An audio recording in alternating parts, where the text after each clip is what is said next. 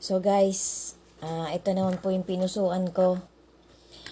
Nandidinig nyo naman po ako eh. Guys, season 13, What is Written Truly Happened, WWTH. Patapos na po to guys. Pagtyagaan nyo pong tapusin. Ang goal ko po ay makapagatid talaga ako ng konting readiness para sa ating lahat. Para sa lahat ng makakakita ng content ko. To God be the glory po. God bless us all po. Always be steadfast in our faith to our Creator. Si God na po ang bahala sa ating lahat. Pagsikapan po natin guys talaga na takakin natin ang landas na papunta sa mag-ama, sa ating Creator. Sa kanyang bigatin sana ng ating Panginoong Hesus. Guys, magmadali na po tayo. Pagsikapan po talaga natin palagi na lagi nating hinahagilap na maging kalugod-lugod tayo sa bawat iniisip natin, sa bawat sinasalita natin, sa bawat ginagawa natin lagi nating isasaalang-alang na nalulugod ba sa atin ang ating Creator. Yan lang guys ang mga matitinding tips na pwede kong i-share sa inyong lahat, sa ating lahat. So part 25 na po ito guys ng season 13, What is Written Truly Happened.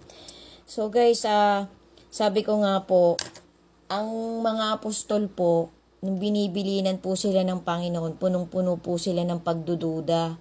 Yung mga apostol na po yung mga yun guys, ano pa po kaya tayo na talagang hindi tayo nabuhay nung panahon nila. Hindi po talaga isa sa walang bahala na paminsan-minsan talaga tayo po'y punong-puno ng agam-agam. Kasi ang tao po kasi madaling sumuko pero para po sa akin guys, patatagin po natin ang faith natin kasi yan po talagang weapon natin sa last generation na to na malapit na pong mangyari yung Great Tribulation guys. Yan po ang paghandaan natin. So nung umalis po ang Panginoon guys, ang mga apostol po kahit po sila'y parang natatakot, kinakabahan, tinupad po nila, sinikap po nilang masunod yung bili ng ating Panginoon. Nagdala po sila ng langis, tapos hinati-hati po ng Panginoon yung 12. Bawat grupo po, tagdadalwa. Ang pinag-combine po ng Panginoon, yung mga hindi masyadong nagkakasundo na ang mga apostol niya.